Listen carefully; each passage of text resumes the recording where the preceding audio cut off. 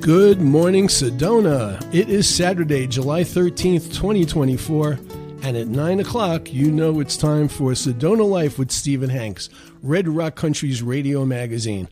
I'm your host, Stephen Hanks, and we broadcast this show every Saturday on KAZM 106.5 FM and 780 AM, Mellow Mountain Radio. And we also live stream this show at www.mellowmountainradio.com. I welcome all my listeners to a radio show that each week explores all the fascinating aspects of life and the intriguing personalities in Sedona and the Verde Valley. And all of our shows are also magically transformed into podcasts, which can be heard on Apple Podcasts, YouTube, and Spotify. I do want to let all my listeners know right off the bat that beginning next Saturday morning, Sedona Life with Stephen Hanks is moving to a new time. We will be on the air now from 10 to 11 a.m. on Saturday morning, and that's because I'll be hosting a new show on Saturdays from 8 to 9 a.m., and I'll be telling you all more about that toward the end of today's show, which, by the way, is being sponsored by eMerge Online Marketing from right here in Sedona. For the past 14 years, eMerge Online Marketing has been providing social media marketing, management training, and advertising services for numerous small to mid-sized businesses across 10 states. They can be your social media marketing department down the hall and keep an eye on your online reviews and your reputation as well.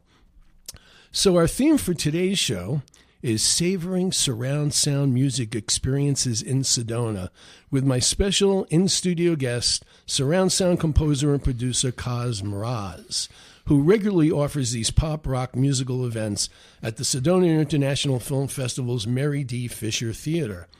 But before Koz tells us everything we ever wanted to know about surround sound, this is the point in the show where we present Stephen's Sedona Scene, when I tell everyone in my listening audience about some terrific events happening over the following week in Sedona and the Verde Valley.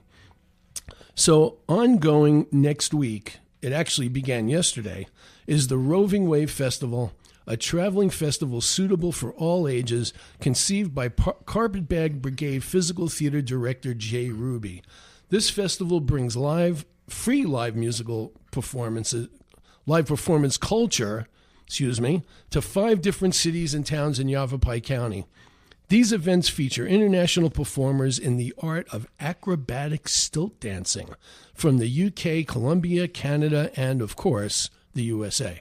The Carpetbag Brigade masters a unique theatrical language on stilts, a delicate overlap of theater, dance, and circus performing. These performances, as I said, began yesterday in Jerome, and today continues in Cottonwood, tomorrow in Sedona at the Posse Grounds, on July 20th in Prescott Valley, and July 21st in Prescott. So bring your lawn chair to these towns to enjoy world-class free outdoor performance. For more information about the schedule, locations, and events, go to carpetbagbrigade.weebly, that's .weebli.com. So if you're a fan of Shakespeare, and who isn't, it's that time of year again for the Flagstaff Shakespeare Festival, which is one of Flagstaff's most celebrated events. This summer, the festival is celebrating its 10th anniversary, and attendees can enjoy 2 of the Bard's classic plays. From now until August 4th, the Shakespeare Festival presents The Merry Wives of Windsor, and from now until August 3rd, it's Julius Caesar. Et tu, Brute. That's for you, Ryan. Thank you. For more information, go to Flagshakes, that's FLAGSHAKES.org. And lastly, on Tuesday, July 16th, the Sedona International Film Festival is presenting their next outdoor film experience at Hillside, Sedona, with the showing of the fantastic musical Mamma Mia, which, of course, is based on the music of ABBA. This will be a sing-along version, and as a longtime ABBA fan myself, I'll be there singing my heart out along to Dancing Queen, The Winner Takes It All, Fernando, and all the other great ABBA hits. Showtime starts at dusk around 7:45, 8 p.m., and seating begins at 7 p.m. So bring your lawn chairs and enjoy a movie under the stars on the film festival's giant outdoor screen. The festival's very cool mobile movie truck will have treats and drinks available, and the parking at Hillside Sedona is free. For information and tickets, go to SedonaFilmFestival.com. So, Koz, do you know if there's any ABBA music recorded in surround sound? I was just thinking that. I'm going to hunt that down. Please, I will be the first person in the audience if you get that in the theater. Well, it would be good. It would sound good. They a lot of harmonies. I mean, that'd be beautiful. I can't imagine that the guys from ABBA, the guys that really were the brains behind ABBA, that wouldn't have at least experimented with that, don't you think? Well, it's costly. Yeah, it's very expensive to remix or create it in surround. So that's why Queen Night at the Opera. Well, an obvious choice, right? So the record label had to get all the licensing, had to go in and literally remix everything. Got it. So well, if you find ABBA, please let me know. I will let you know. So let me tell you a little bit about Koz. Koz's awards, and he can probably expand on this when we start the conversation, have included a 2002 Communicator Surround Award, and he was an Aurora Surround Award and Surround Grammy nominee in 2005. He's been a college professor at Citrus College in Glendora, California, and Pasadena College. Did I get that right? Yep. Okay. And he taught classes in music production, audio engineering, and broadcast technology for more than 15 years.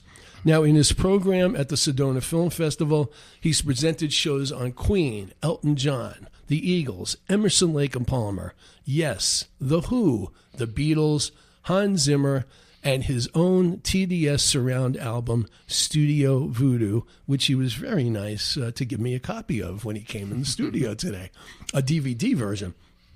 Now, this Wednesday and Thursday, in the Mary D. Fisher Theater, Koz is presenting the 5.1 surround sound version of Pink Floyd's Dark Side of the Moon and the follow-up album, Wish You Were Here, both of which were mixed specifically for 6 speakers by Alan Parsons himself, who was the original engineer of Dark Side of the Moon.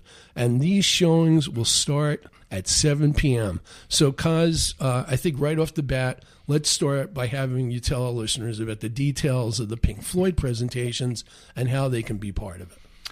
Certainly. When I walked into Mary Fisher Theater and I saw the sound system there, I knew they were Myers systems. I said, "Oh my God, this will sound fantastic in surround." And I approached Patrick, and I actually Patrick Swice, we're talking about. Yep, and I had a Queen mix of Queen. I played it for him. He said, "This is fantastic. We need to do this." I said, "But Patrick, people are going to come in. They're going to sit down in the dark, no lights, and listen for an hour and a half or so of music." I said, "Do you think people will do that?" He said, "Let's give it a shot." Right. I'm in my 15th episode. Wow. I do it once a month, so that's 15 months of playing different music, and really, it's a staggering experience, and you were there for one of them. Yep, I'm going to talk about that a little bit later. So just tell everybody so we can let them know now about getting into one of the Pink Floyds. How do they do that? So, you just go online and you get, the tickets are available at the Mary Fisher online. I've got 2 showings for this. I've got one on Wednesday, one's on Thursday. The Wednesday show is a VIP show. It's almost sold out, but if you get tickets for that, you get a free drink. For Wednesday and Thursday. And really, it's Dark Side of the Moon, as everyone knows, is such an iconic, amazing piece of music. It was on the charts for 300 weeks, for years. And so basically, when Alan mixed that, he did quad was popular at that time. Right, I remember that. 4-channel. Yeah. And so he mixed a quad mix at the same time. And so he was really ahead of the curve, and Alan has always been really ahead of the technology. So when he did that, it really wasn't played very many places, but when 5.1 came out, and actually the first The first 5.1 stuff was in the 70s. So, and what does that mean, 5.1? Oh, yeah, thank you. So 5.1 is five speakers. You have the center speaker, the left front and left right, and 2 speakers behind you. Got it. The center speaker, and this is really designed for movies. So the center speaker is usually the dialogue, and the 0.1 is the subwoofer, and that's for low frequency and sounds. It's the subwoofer in the Mary Fisher is the size of a Volkswagen. It's awesome. It rocks the house. So 5.1 became the standard, and so Alan, was the pioneer of this, and then that album was such a huge success. The next album was "Wish You Were Here," and which was another phenomenal album, and they mixed that in 5.1 too. So when I was doing my first shows, because my series is called Dark Side of the Room, and I got that obviously as I was play off of Dark Side of the Moon. Because Did you come up with the name first, or because you wanted to do Pink Floyd, you realized you had a great juxtaposition? Yeah, it was kind of... Because I love titling things. Yeah, it was kind of that. I'm sitting there thinking, well, it's Dark Side of the Moon, everybody loves that, and you're sitting in the room. You're sitting in the dark side of the room. Not only that, I will point out, because I went to the Elton John presentation, it's not only dark, but Koz gives out blindfolds so you can totally get your senses out of the picture. Thank you for bringing that up. The very first show I did, the participant said, "Oh, that was awesome, but can you make it darker?" Because if you sit in a room, just the exit lights, you get right. And so I thought, well, how about if I bring blindfolds? Half of the people that come to my shows now, they have their own blindfolds. Because they've been to 10. Are they just using their COVID mask and putting it over their eyes? They could. That's probably so. Well, the whole idea was really I wanted to bring back that experience, just like when we would buy an album in the 70s, we'd go to the record store, we'd bring it home, we'd turn off the lights, we'd light a candle, maybe light something else, and grab your hairbrush and make believe you were singing the songs, and you just lay there in the dark and listen to music. Right. Nobody does that anymore. Nobody. I mean, the young people do. They're on the phone, they're watching TV, they're listening to music. So it brings back that whole experience of what music really is true. About. That's so true. And it really brings you into the mix. And everybody always says after every event, "Oh my God, I never heard this part or that part." You're going to hear things you've never heard before because you're hearing it in 6 discrete speakers, 6 different channels.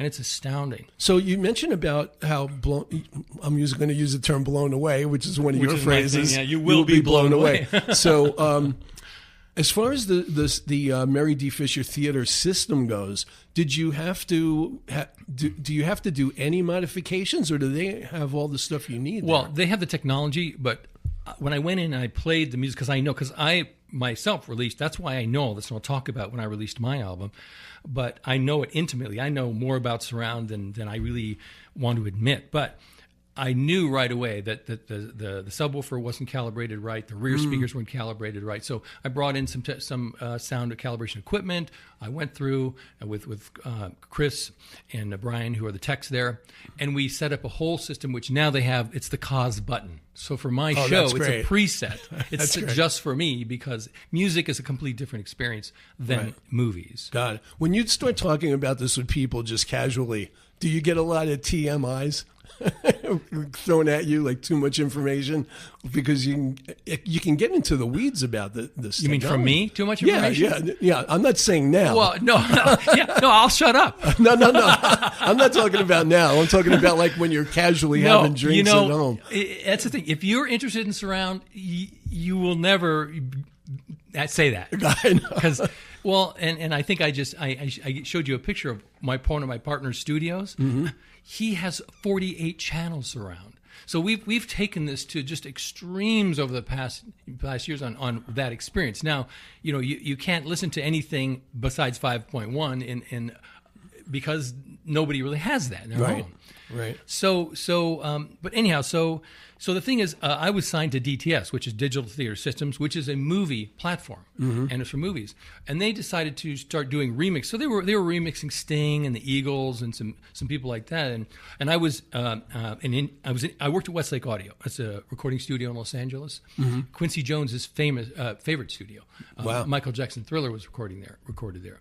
So I was an engineer producer at studios, as I talked about my teaching career, but I was an engineer before that. Mm-hmm.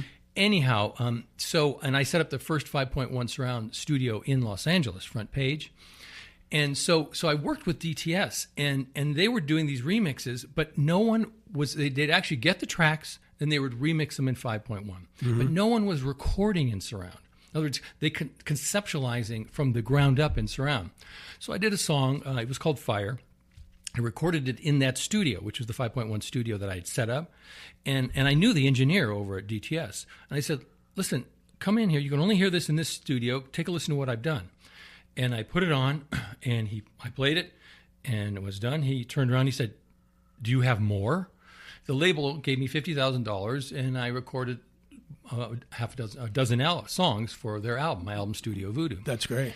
And it was, and again, I mean, it's kind of world music. I mean, I have opera singers, I have flamenco guitarists. I brought in all these session people, and all these experiences really bring you into, I call them hear plays. You're literally having an experience, an audio experience. So when people started to hear my music, actually I was doing these events at AES, Audio Engineering Show in Los Angeles, and they'd have 200-300 people there in these huge rooms, and Alan Parsons was sitting in the front row. And so I was playing my music, talking about it and the concept. After it was over, everyone had filtered out, but Alan was staying at the back door. When are we talking about this happened? This is my album came out in year 2001. Okay. So it's probably 2002, 2003. Got it. And so Alan's just standing at the door. So I'm walking out and I said, Alan, I'm glad you came to this. And he looked at me, he said, that was brilliant. Nice. Brilliant. Alan Parsons says, my music's brilliant. Yeah. He ended up inviting me to do a surround tour with him. And what that means is exactly what I was doing. I would play my music, he'd play his mixes, and we would talk about our mixes. So that's how that whole thing really connected with Alan. And then, of course, he gave me the mix that he did of Dark Side of the Moon. So that's what sort of started all of this. And of course, then I had this amazing catalog of 5.1 music by DTS because I was signed to the label. Right. I did 3 albums in surround on DTS. Mm-hmm. And that's where I was nominated for a Grammy in 2003. I was nominated that was the first surround sound category. I was up against Eagles. Okay, I get it. I'm not going to win. Okay, I get it. But I was in it. Right, that's right.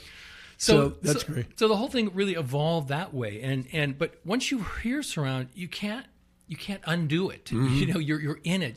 So bringing this to Sedona and having the ability to do this with Patrick is just so phenomenal. I really appreciate it. So a few months ago when you had the Elton John and Hans Zimmer program, which was a great combination because Hans Zimmer write some music for Lion King?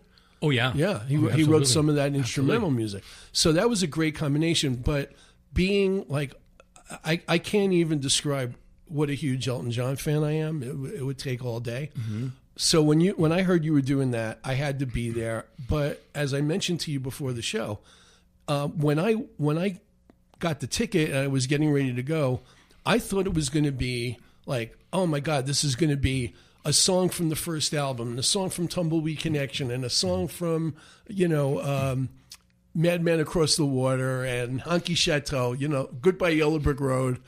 And then I find out it was only Madman, which was fine because you've got classics on there. And I loved it. But so that begs the question, how come some artists and groups recorded minimal amounts of music in surround, like Elton John only doing Madman? I mean, what is the thought process of whether they do it or not do it? It's an afterthought. So all these albums were recorded in stereo, multi-channel. So when 5.1 came around, then it was, okay, this may be a good fit for. Now, Alan was way ahead of the curve when he was doing it in 1973. But it was a rarity. He was the guy doing that. Mm-hmm. So you really have to go in and you have to remix. You have to bring first of all, you have to have the original master of the 24, 48 tracks. You've got to bring it into a studio. You have to have a 5.1 studio. You have to remix everything. And, remixing the Beatles in surround, I mean, that's crazy. Mm-hmm. You think, well, what are we going to do? Who's going to do this? Well, George Martin did it. That was his very last mix.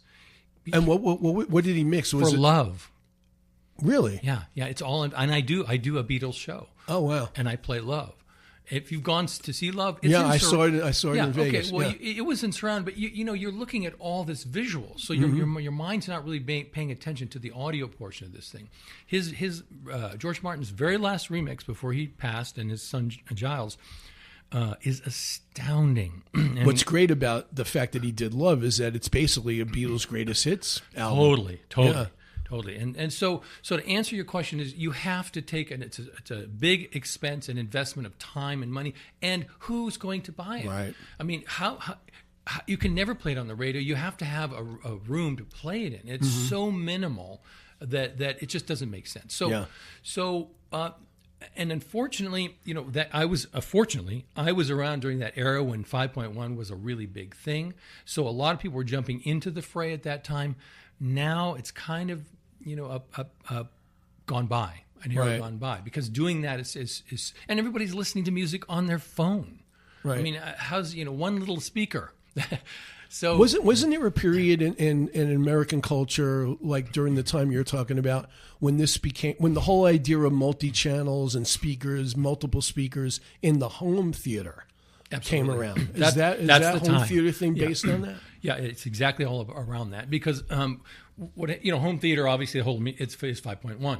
Okay. Excuse me, but the music industry was dying in that time because of Napster and because of downloading. So they thought, well, look, if you make multi-channel music and you expand the experience, you can't download that. Right. It has to be on a DVD now. It's a whole different experience. But you have to have the speakers. You have to have all the speakers, all the amps, and all the system. And it's very complex, and there were different formats: DTS, Dolby Digital, THX.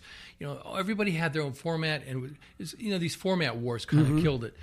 It's kind of the history is basically, in the 70s, Dolby brought out 5.1, and Star Wars was the very first 5.1 release in the movies, was Star Wars. And then in 1983, DTS did Jurassic Park in their format. But then, like I said, Dolby Digital, Super Audio CD, all these things got confusing, and it diluted the marketplace. So... is surround sound connected to IMAX presentations? Oh, yeah, absolutely. Yeah. Except that's 10 too. Oh, wow. That's 10 speakers and 2 subwoofers. See, and now you start talking about getting into these different multi-channels. So you got 5.1. There's actually 7.1. My album that you look at right there, it's DTS ES. It's the world's first 6.1. And what that means is there's a speaker behind your head. So you have 6 speakers around you. But you have to have that system. 7.1, 10.2. And then the studio that you're looking at there that we have built is 48 point. There's 48 speakers in there. By the way, I have to tell you, Koz handed me this piece of artwork depicting the studio that he's talking about that his partner has in his home. Yeah. And where is that? In Sedona? It's in Encinitas. Okay.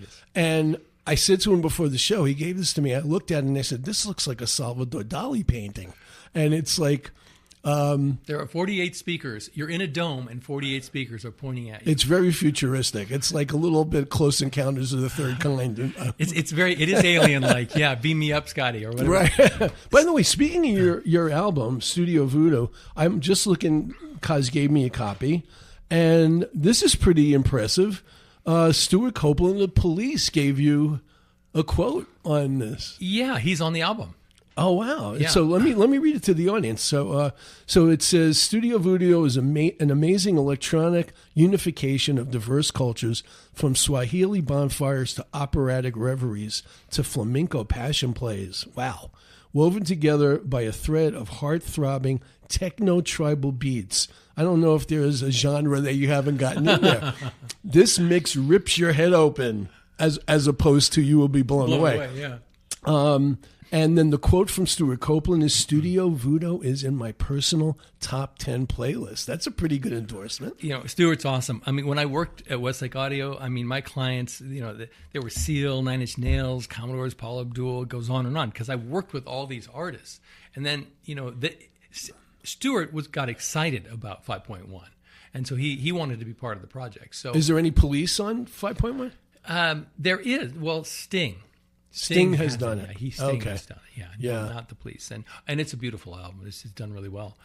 So I'm limited by the catalog, but the catalog that I have is pretty deep. And like you said, everyone you mentioned, and I can. And this is a little legal disclaimer here. Okay. I can play surround music under the fair use doctrine of the U.S. copyright statute because it's permissible to use portions of copyright work for purposes such as commentary, criticism, and education. And you've just been educated. I'm glad you mentioned that because I know Chuck and Ryan might worried about getting sued. but when you sent me your bio, that was part of your bio. Do you actually teach that? Well, I did for 12 years when I was teaching. Yeah, I was teaching audio, every level of audio broadcasting, including the rules. Well, sure, the legal part, sure, absolutely. The business of music, right? Yeah, so, and that was, I loved that. I loved teaching. It was one of those things where, if there's no place to work, because the studios were dying because everybody could record on their laptop, right? Yeah. So studios kind of have dwindled. The whole industry has changed so dramatically. Oh yeah. But the beauty is that you can have these experiences, and the Mary Fisher Theater is the perfect size. Mm-hmm. It's just you're really in it. I want to limit it to 40 people. It holds 100. Right. But I want to limit it to 40. So you don't sit in the front rows or the very back rows. So you're really surrounded by the music. Does having a lot of people in one room also muffle the sound in any way? Well, it changes everything. Yeah, it does. Of course. Yeah. Everything it changes. Great. When I was younger, I saw Pink Floyd in 1971, and in 1971, see, this goes back to Pink Floyd. So Richard Wright, who played the keyboards, mm-hmm. he had this. I'm going to hand you another image there. He had that sitting on his keyboards, and it was called the Azimuth Coordinator. Mm-hmm. Literally live, I saw him doing this. I was sitting a few rows back. He was taking that joystick and panning sound around the room. They had surround. They were performing in surround, mm-hmm. and so I think I was 15, and I saw that and I heard that, and I thought, this is astounding, and that really was the impetus for what I heard in my head and how I wanted to do music. Isn't the evolution of recording technology fascinating? I mean, when you see some of these documentaries that came out about the last recordings of the Beatles, and whenever you see a Beatles documentary and they talk about the experimentation they did with tracks and tape recordings, absolutely, and it's just like fascinating to hear all this. Sgt. Pepper was recorded on 4 tracks. Mm-hmm. 4 tracks is all they had. I mean, when I do my surround projects and I'm working in Pro Tools, I'll have 40 background vocals. Mm-hmm. I mean, I can have infinite numbers of tracks. Yeah. So George Martin and his techniques. Well, he was a genius. He's absolute genius. Yeah. And he changed the way that we listen to music. Absolutely. So we're gonna talk some more about all this with Koz in a minute, but I need to acknowledge my sponsor here. So, and my sponsor for the month of July is eMerge Online Marketing, which offers a unique approach and a defined strategy to ensure your social media efforts align with your business goals. When it comes to managing your social media, eMerge Online Marketing has the time, the tools, and the talent. I love alliteration. To get the job done with your success top of mind. They also believe strongly in the power of online reviews. If you care about your online reviews and reputation, they have a proven system that helps your online ratings quickly improve across the most relevant review sites.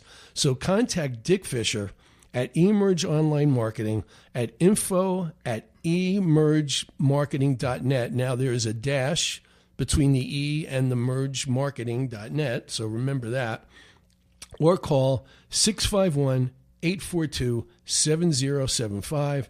That's 651-842-7075. Or visit them on the web at e-mergemarketing.net. And by the way, Dick Fisher is a colleague of mine in the Sedona Referrals Club. He works with his wife, Teresa, at eMerge Online Marketing. They're great people. And Dick really knows his stuff. He's actually put together a couple of manuals that are really good. And I may have him on the show at some point, possibly in August or September, talking about the books he's written about how you can do online marketing the best way possible. So I want to get back to Koz. All right. So you talked about all these, the access you have to all this music and how much music.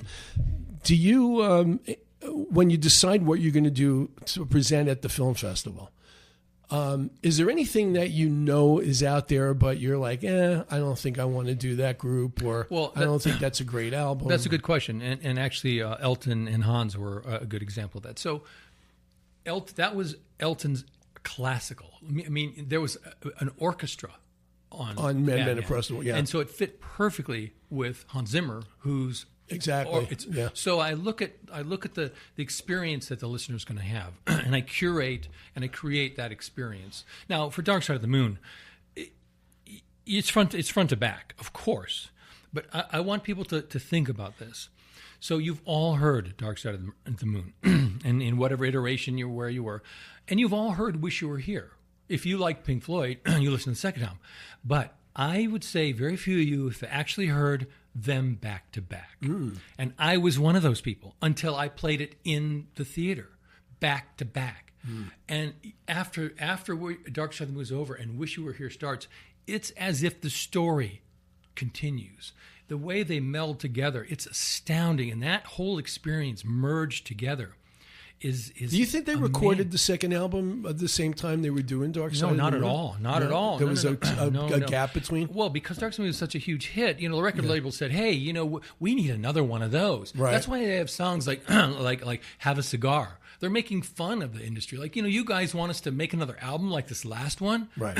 Come on. Well, once you have a hit, they're all over you to get the second one out. Yeah. But they did, actually. And some people like Wish You Were Here better. And I'm actually one of those. I haven't heard that too much. Yeah, that's interesting. So those two together is this incredible experience. And I did it for 2 days because first of all, it's my last one for the summer. Okay. I'm not going to do one in August. So when do you come back?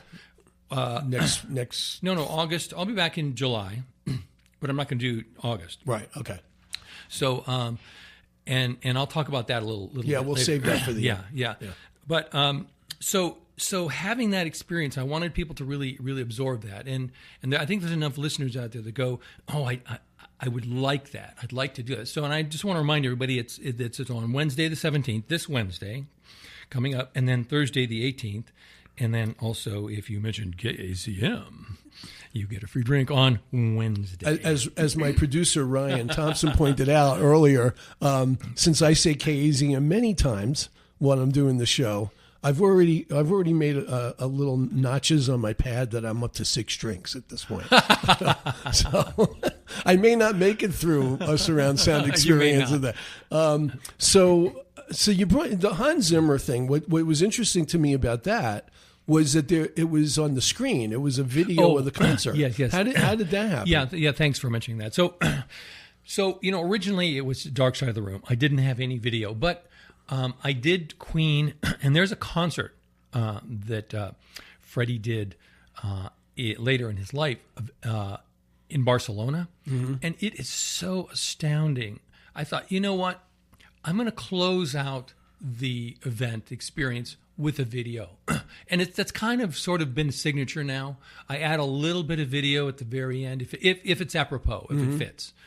Because and now the Hans Zimmer piece was all video because it's astounding. I mean, it is absolutely the surround mix, the music at every level. And of course, Hans has scored hundreds of, he's the most prolific movie film score on the planet. So it warranted that. So when did they film the concert at the same time they were recording in surround? Live, yeah. Yeah, wow. Yeah. Is that a rare experience? It is. Wow. It is. Yeah, but that was incredible. Well, and I take that back because, if you get a live, like say the Rolling Stones live. Right. Actually, they're all in surround, but here's the problem, is that basically it's just reverb and of the back of the room. There's nothing real. There's no elements that are actually in there. Now, for Hans, because he's gets it, he would have moving sounds around you, things happen behind you. It enveloped you, into the surround mix. Typically, live concerts don't do that. It's just sound reverb in the back room, right? And that's not very, it enhances the experience, but it's not the way I look at surround from a very, very high level. You know, the choices I make and the things I need to have very discrete experiences.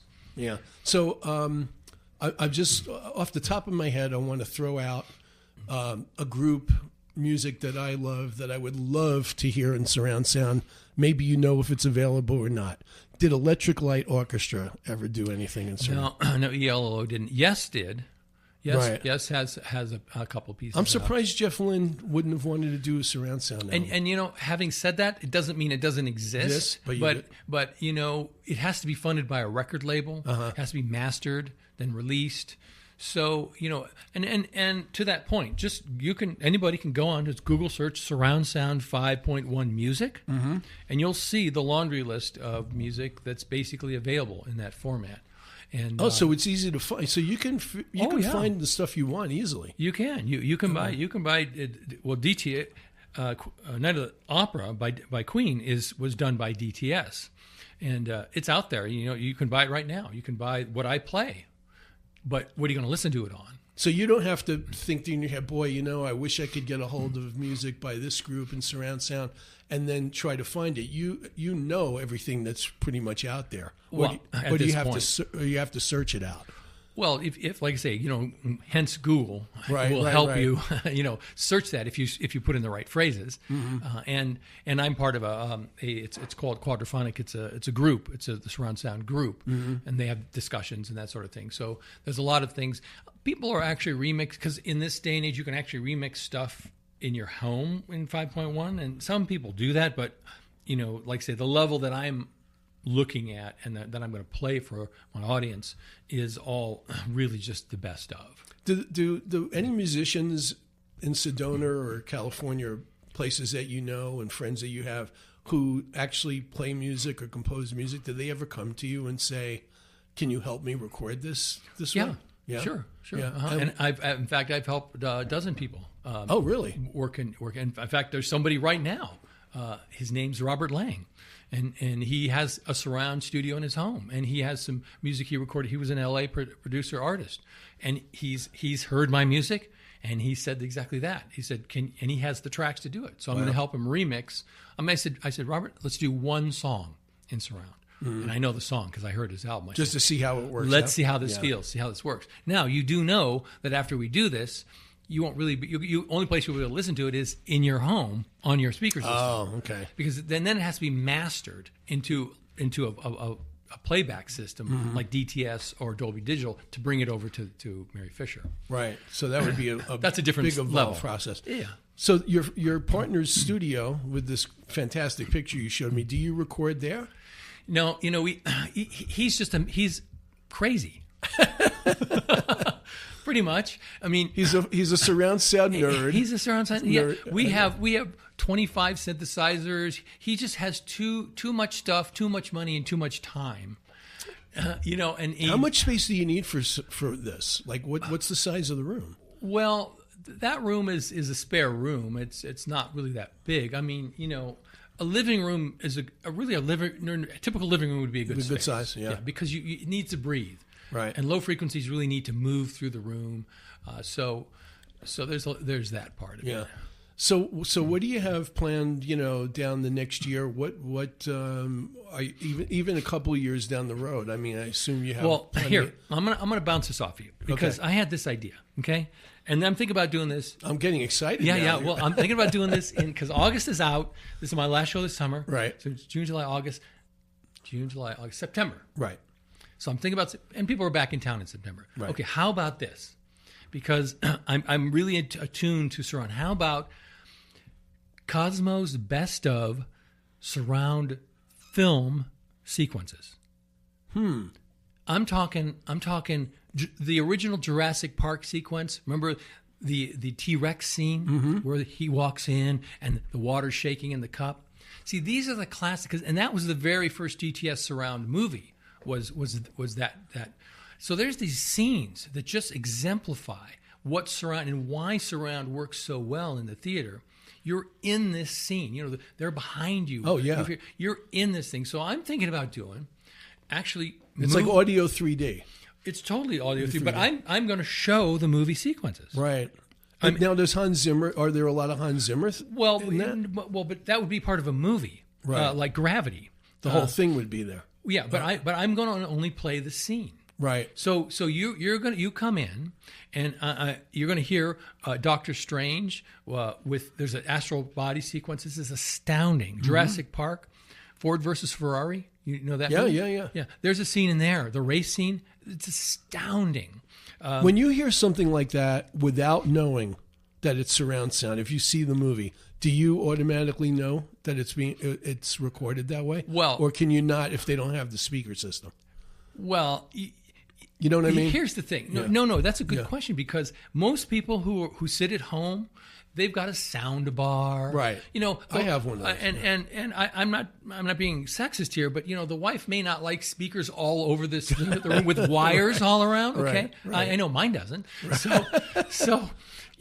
How are you going to hear this thing? Well, you have your sound bar and it sounds okay. And you just soup up the volume. Maybe you have a subwoofer, and you turn up the volume. And, that's great. It's nothing like the way it was mixed in the movie theater. Mm-hmm. And so I'm thinking Terminator 2. There's a sequence T2 that's just astounding. These are only 5 minutes each. They're the best of. Avatar. There's a scene in Avatar, and every time I watch a movie, I know. What that scene is. I can totally tell. August Rush. So I've got this whole laundry list. It's the best of. And you can put together at least an hour worth of stuff. Yeah. First of all, it's a great idea. Second of all, what could be better for showing in a movie theater than movie scenes? Well, it hit me. I'm sitting there thinking, and boom, it hit me. I said, wait a minute, I am in a movie theater. Right. Why don't I just do the best of song? Because what I've done is I've gotten my listeners really tuned in to surround, to listening to the surround experience. Everyone walks out saying, hey, I've never heard that. I love this. I was going to ask you, how many people have said they'd never heard surround sound before? Like most. Most of them? Like 99%. Absolutely. Wow. And even if they've sat in a movie theater and just watched a movie. They haven't heard it, the music composed. They don't, it switched everybody's gear into a complete different perspective and listening consciousness, really. And I see it.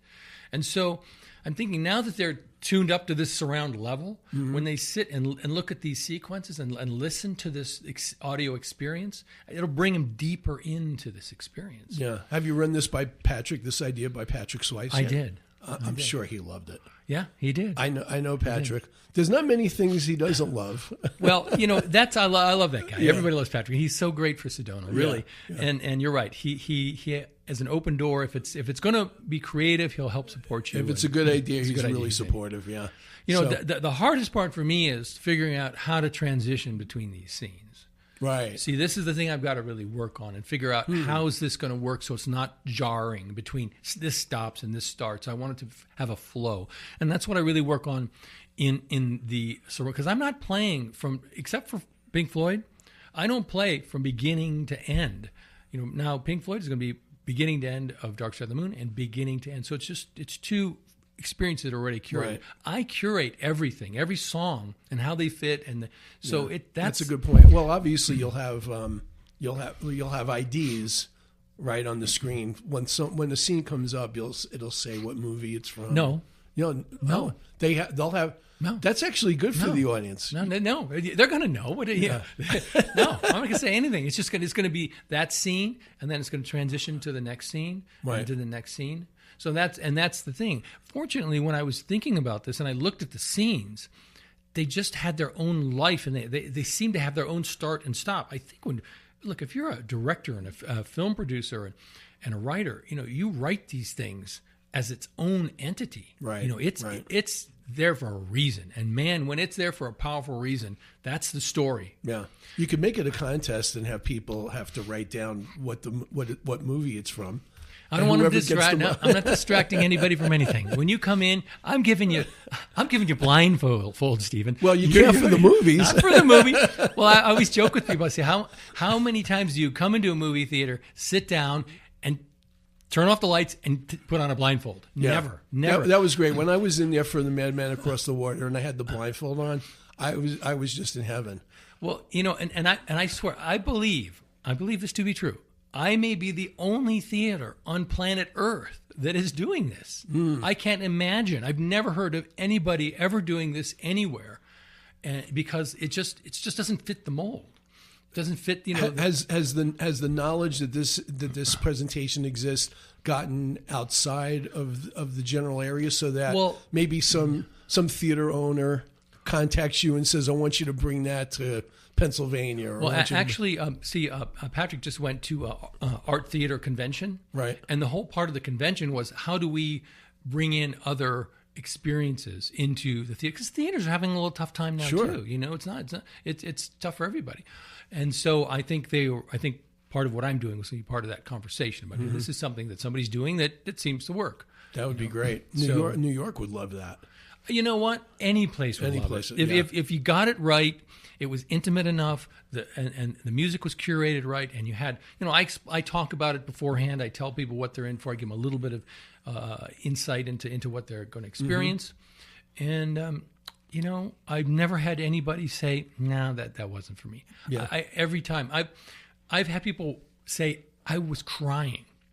It was so emotional. I've never heard things like this. It's really almost a life-changing thing, because if you loved You're Pink talking Floyd, about the soundtrack of people's lives. You totally are. And they're getting it in a totally immersive They've experience. never heard it that way before in their life. Right. And they're reliving, and that's the beauty of it. They're reliving that sound, that part in their life in a whole new way.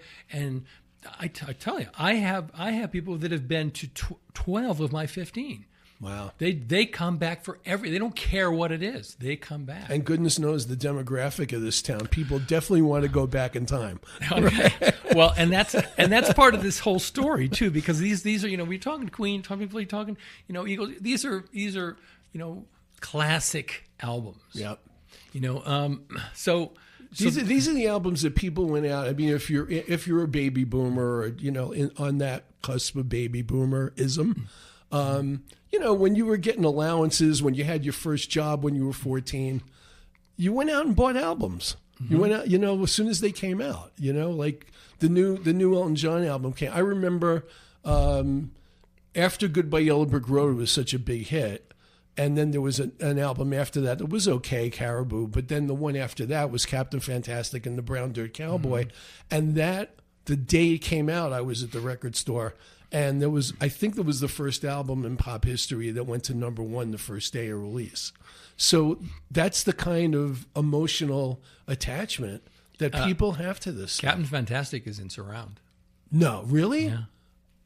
Okay, you're not getting out of the studio unless you promise me okay. you're going to do that. Yeah, I saw that and I thought, okay, that's a good show. But I have to marry it with something else. Yeah. I guess other Elton John. I like to marry two different experiences. Oh yeah, together. that was a great idea. Yeah, because it just gives more breadth and it broadens the experience of the 5-1 experience. So marrying these two different things, I pick a theme like orchestral or rock, or I try to pick a certain theme. Well, in the case of Elton John, we're talking about the period of his career where he had Paul Buckmaster as the producer, and everything was orchestrated. And Full orchestration, yes. Fantastic arrangements.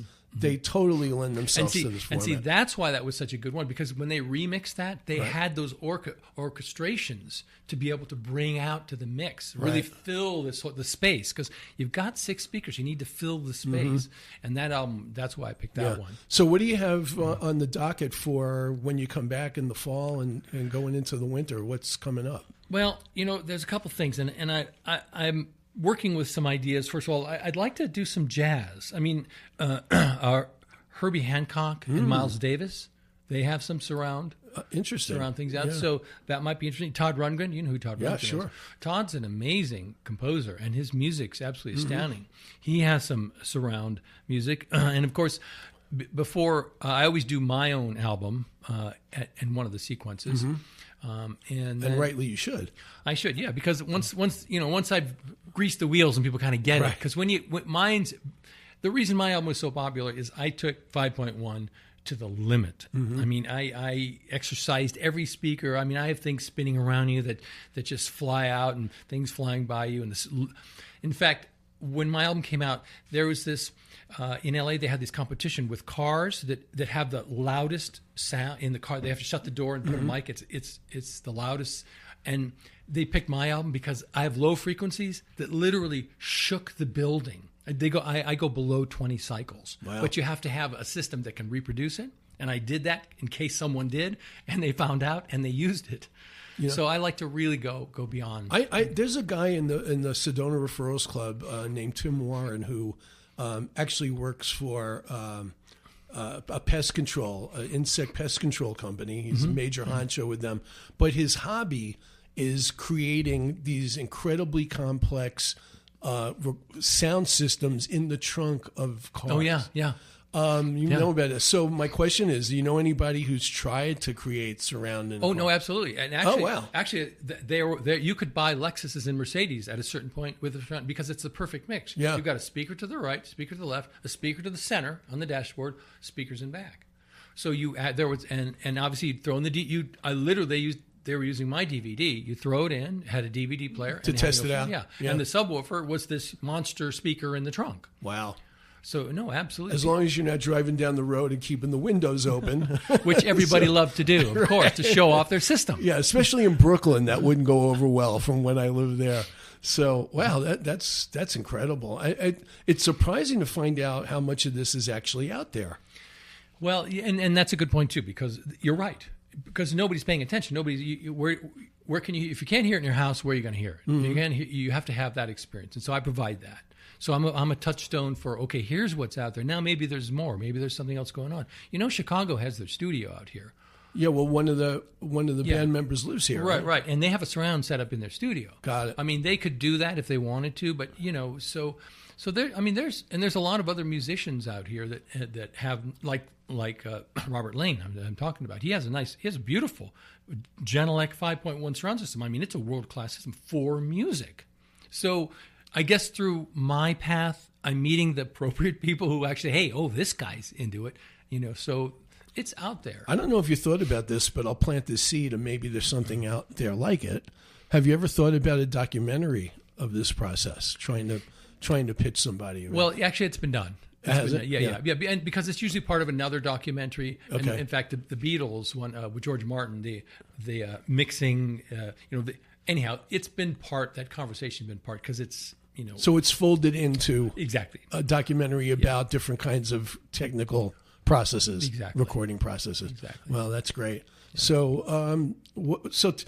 So my listeners should know that you're also a local magazine publisher. Oh yeah. So let's fit in. Let's fit in a little. Did we cover everything? Yeah, we did. We're did we good surround the subject? We surrounded the subject. We did. Yes. Okay. So tell us a little bit about your magazine project. Yeah. Well, I publish Discover Sedona, and Discover Sedona is in its 5th year. When I say that, I came here and when I moved here, I have a whole history of magazine publishing. Mm-hmm. So I knew about publishing. I moved here. We have that in common. Yeah. We do. And I moved here, and I'm very spiritually minded. And I said, "Where's the guide to all things spiritual?" And they said, "Well, we don't have one." I said, "Well, that's an opening." I said, "Okay, well," and I went to the different stores. I said, "If you had one, would you advertise in it?" And they said, "We've been waiting for you." I had 60 practitioners. So Spirit of Sedona was around for year 1, 2, and 3. And by year 3, I realized, where's the guide to food and wine? Mm-hmm. We don't have one. And I went to Mercer and Lisa, and I said, if we did, would you? She said, we've been waiting for you. Yeah. So I created Sedona Food and Wine. And I said, wait, what about tours? We have to. So I had these 3 magazines. And then finally, things changed here in Sedona between the city and the chamber. And now I merged everything together, and Discover Sedona represents all those categories, plus arts and entertainment and hotels and resorts. Right. Is the individual Discover Sedona issue, because it covers all these topics, is it larger in page size than the other ones were? Absolutely. Yeah. Absolutely. Yeah. And you get more advertising, obviously, because you got all these categories. Well, and the beauty is really, and I've people who have been part of this program, since they first met me, and our magazines are beautiful. Everyone loves us. I'm in every hotel, every resort, the Bureau of Tourism in Uptown. I also purchased all the blue boxes from Homes and Land when they left town. So I'm in Basha's. I'm everywhere. You can't walk into this town without seeing me. And but people have said that it's really, it answers all the questions. And the beauty is that now that it's merged, so the spiritual part now gets all the eyeballs. So everybody looks through that. They don't, and you know, somebody who maybe not spiritual says, "Oh, honey, I've always wanted to visit a psychic." You know, so people are calling me, they're going, "This magazine's working." Mm-hmm. I mean, I can't tell you how many people said this. I've already paid for my ad already in the first month. Yeah. So Discover Sedona, and very proud of it. Pick it up. Take a look at it. I only print once a year. How do you break up the content? Is it section by topic? Thanks for asking. As a publisher, each section is its own magazine. It has its own cover. Oh, beautiful! So it's really laid out really beautifully, aesthetically. It's gorgeous. Yeah. I'll get you a copy. Yeah. And the beauty is, and now you'll know how deep I am into this. If each of them has the cover, you can sell the opposite page as an advertising spot, right? The salesman in you is thinking. Those are prime spots. I mean, they are. That's why people buy the opposite of the contents page in magazines. Well, imagine being able to buy the cover. Well, yeah, you do that. Well, because it's an advertising vehicle, you can do that. Yeah, that's great. So, what's the response been over time, but other than from the businesses, just from the local, citizens who pick it up? Well, they absolutely love it. Yeah. I mean, I get emails, I get texts, you rarely hear from people, right? And I'm getting because my phone number and address and email is right there on the cover of the publisher, right? So, you know what I love? I'm connecting with the community, and I'm helping bring people together, and it's such a resource for visitors. Yeah. The Forestry Service gave me a whole map to help the Forestry Service. I mean, it's all about our community. That's great. Well, you're definitely one of the bedrocks in this community now, with all the work you're doing with the magazine, with the surround sound movies. How long have you been here? Stephen, I'm the unofficial mayor of the village of Oak Creek. But you live there. But Patrick has that title. That's true. I can't beat Patrick. You can't take that away. I can't take that away. You could be vice mayor. I'll be vice mayor. There you go. All right. Well, thanks so much. This was a great conversation. I really appreciate you taking the time to do this today. Thanks for inviting me. That's Koz Mraz, everyone. And check out, go to the Sedona Film Festival website, find out how you can get tickets for the shows this coming week for Pink Floyd, Dark Side of the Moon, and Wish You Were Here. So I now want to take this time for a couple of big announcements. I'm about to become a schizophrenic Saturday show host. And what do I mean by that? Starting on July 20th, which is this coming Saturday, this show, Sedona Life with Stephen Hanks, will be moving to a new time from 10 to 11 a.m. every Saturday morning. That's because I'm going to be hosting a new politics-themed show titled The Patriotic Progressive that will be about truth, justice, and the democratic way. Folks, given the existential threat to this country posed by Donald Trump and his radical right-wing enablers who are intent on destroying American democracy, for lack of a better phrase, I just could no longer simply present an occasional show about local politics on a lifestyle show, such as Sedona Life. So my new show will focus solely on the fundamental political, social, and cultural issues of our time, featuring my commentaries on the political landscape with compelling expert guests from Sedona, Arizona generally, and around the country. So I hope you'll turn into the Patriotic Progressive beginning July 20th at 8 a.m., only on KAZM Mellow Mountain Radio, and I just got another drink. And by the way, that first show on the 20th will be a couple of days after the Republican National Convention, which should be one of the scariest clown shows on earth, and I'll have plenty to say about that on my first show. So thanks again to Koz Mraz. Thanks always to my main man and producer, Ryan Thompson, and my show sponsor for the entire month of July, eMerge Online Marketing, from right here in Sedona. For the past 14 years, eMerge Online Marketing has been providing social media marketing, management training, and advertising services for numerous small to mid-sized businesses across 10 states. They can be your social media marketing department down the hall, and keep an eye on your online reviews as well. And speaking of social social media marketing, tell your friends who couldn't hear the show today that they can listen to a podcast version anytime on Apple Podcasts, YouTube, and Spotify. You can also find Sedona Life with Stephen Hanks on Facebook, and you can email me with questions and comments to Stephen@mellowmountainradio.com. I'll catch you next Saturday morning at the new start time, 10 a.m., when my in-studio guests will be Joe Clapper and Michelle Harmon, who are ultra marathon runners. Thanks for listening to Red Rock Country's Radio Magazine.